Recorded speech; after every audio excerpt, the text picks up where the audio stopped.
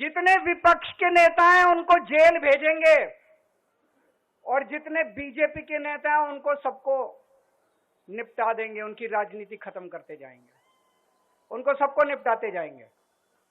विपक्ष के अंदर आज इन्होंने मनीष सिसोदिया को जेल भेज दिया, संजय सिंह को जेल भेज दिया, सत्येंद्र जैन को जेल भेज दिया, केजरीवाल को जेल भेज दिया, हेमंत सोरेन को जेल भेज दिया, ममता दीदी के कई मंत्रियों को जेल भेज दिया, स्टैलिन के कई मंत्रियों को जेल भेज दिया, केरला के सीएम के पीछे पड़े हैं। अगर ये चुनाव जीत गए, मेरे से लिखवा लो एफिडेविट के ऊपर, थोड़े दिन के बाद ममता दीदी जेल में होंगी, तेजस्वी यादव जेल में होगा, स्टैलिन साहब जेल के अंदर होंगे, पिनरई विजयन जेल के अंदर होंगे, उद्धव ठाकरे जेल के अंदर होंगे, जितने विपक्ष के नेता ये सारे जेल के अंदर होंगे। अगर ये चुनाव जीत गए, इन्होंने बीजेपी का एक नेता नहीं छोड़ा, आडवाणी जी की राजनीति खत्म कर दी इन्होंने, मुरली मनोहर जोशी की राजनीति खत्म कर दी, सुमित्रा महाजन की, शिवराज सिंह चौहान जिसने मध्य प्रदेश का चुनाव जीत के दिया इन लोगों ने, शिवराज सिंह चौहान ने उसको मुख्यमंत्री नहीं बनाया, उसकी राजनीति खत्म कर दी। वसुंधरा राजे की जो राजनीति खत्म कर दी इन्होंने, खट्टर साहब की राजनीति खत्म कर दी, डॉक्टर रमन सिंह की राजनीति खत्म कर दी।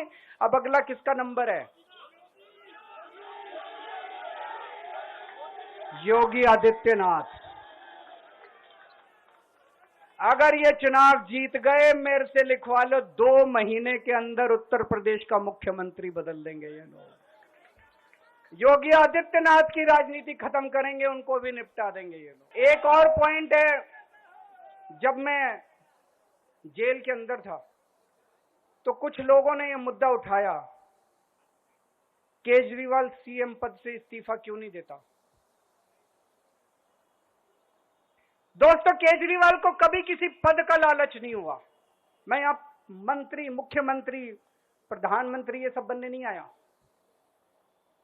इनकम टैक्स में कमिश्नर की नौकरी करता था, कमिश्नर की नौकरी छोड़ के दिल्ली की झुग्गियों के अंदर 1 नहीं, 2 नहीं, 3 नहीं, 10 साल तक मैंने दिल्ली की झुग्गियों के अंदर काम किया है, सुंदर नगरी और नंद नगरी की झुग्गियों के अंदर, इनकम टैक्स कमिश्नर की नौकरी छोड़ के।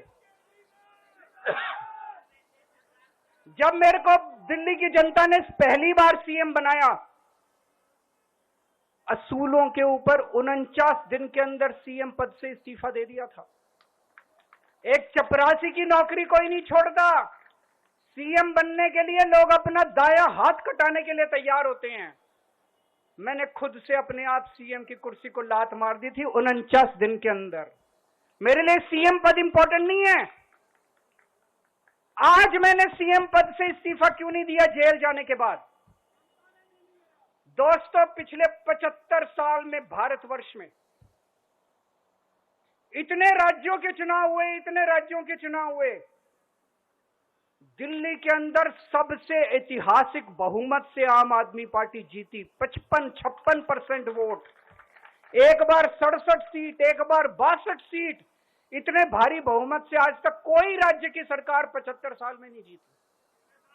इतने भारी बहुमत से जीतने के बावजूद झूठा केस, अब उनको पता है वो हमें हरा नहीं सकते दिल्ली के अंदर। उन्हें पता है अगले 20 साल तक दिल्ली में आम आदमी पार्टी को कोई नहीं हरा सकता। तो उन्होंने एक षड्यंत्र रचा, राजनीतिक षड्यंत्र रचा। केजरीवाल को झूठे केस में जेल भेज दो, केजरीवाल को इस्तीफा देना पड़ेगा, केजरीवाल की सरकार गिर जाएगी। उन्होंने ये षड्यंत्र रचा। मैंने कहा मैं भी इस्तीफा नहीं दूंगा। तुम अगर जनतंत्र को जेल में कैद करोगे तो जनतंत्र जेल से चला के दिखाएंगे। दोस्तों, सरकार भी जेल से चला के दिखाएंगे। कतई इस्तीफा, तुम्हारे ट्रैप में फंसने वाले नहीं हम। ये अगर हेमंत सोरेन साहब को भी इस्तीफा नहीं देना चाहिए था, जेल से सरकार चलानी चाहिए थी। अगर हमने इस्तीफा दे दिया, ये तो बड़ा अच्छा इनके लिए। जिस राज्य के अंदर ये चुनाव हारेंगे उसके मुख्यमंत्री को पकड़ के जेल में डाल दो, सरकार गिरा दो। उसके मुख्यमंत्री को पकड़ के जेल में डाल दो, सरकार। आज मैं अगर दिल्ली की जेल के अंदर रह के दिल्ली की जेल से इस्तीफा नहीं दे रहा, वो इस तानाशाही के खिलाफ संघर्ष कर रहा हूं, इसको समझ लेना आप लोग। केजरीवाल को किसी पद का लालच नहीं है। सीएम तो 100 सीएम की कुर्सी देश के नाम कुर्बान है। दोस्तों, मुझे पता चला, मेरे जेल जाने से बहुत लोग भावुक हुए, खासकर मेरी माँ, बहनें, महिलाएं बहुत रोई, कईयों ने बहुत मन्नतें मांगी। मैं सबका बहुत बहुत शुक्रिया अदा करना चाहता हूं जिन लोगों ने अपनी दुआएं, करोड़ों करोड़ों लोगों ने अपनी दुआएं भेजी हैं। पूरी दुनिया भर से करोड़ों लोगों ने दुआएं भेजी। उन्हीं के आशीर्वाद का कमाल है कि आज मैं आप लोगों के बीच में हूं।